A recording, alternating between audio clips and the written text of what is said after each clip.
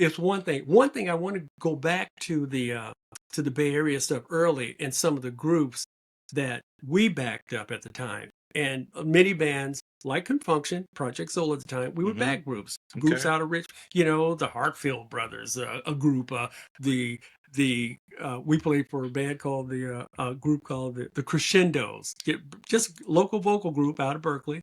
I did play for, and I think we were probably their first band is the Natural Four.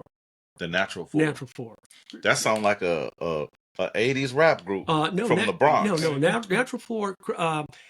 We had a couple of local hits in the Bay Area, and then they signed with Curtis Mayfield's label, and they had a tune called and you can look this up. This tune, one comes to mind is "Could This Be Real?" This was one of their big hits that they had.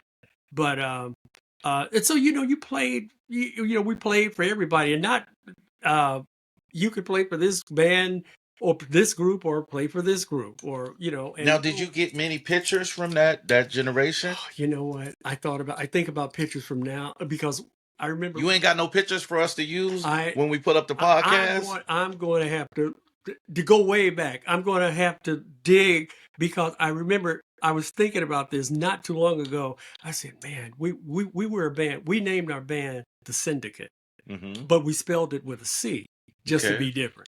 Okay. And I remember one of our outfits were purple pinstripe suits with Edwardian big lapels.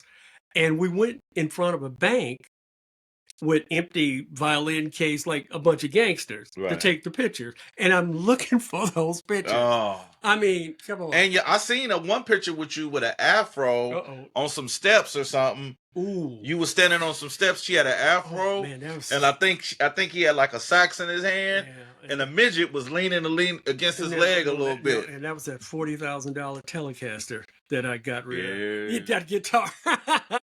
Now, Pop's reminiscing. I know. Pop's reminiscing right now. Now, like I said, we have to do this again. Now, what I'll do is I'm going to because and again, like I said, we give you a monthly show.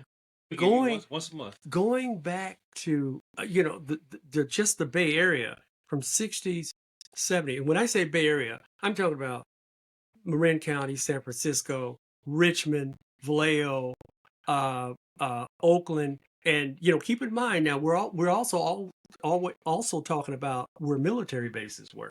And now I say that because military bases were extremely important to musicians, right? Because we went from Travis NCO Club to Mather NCO Club to Beale Air Force Base to Oakland Oak Knoll Naval Center, Oakland Army Base, Presidio, Alameda.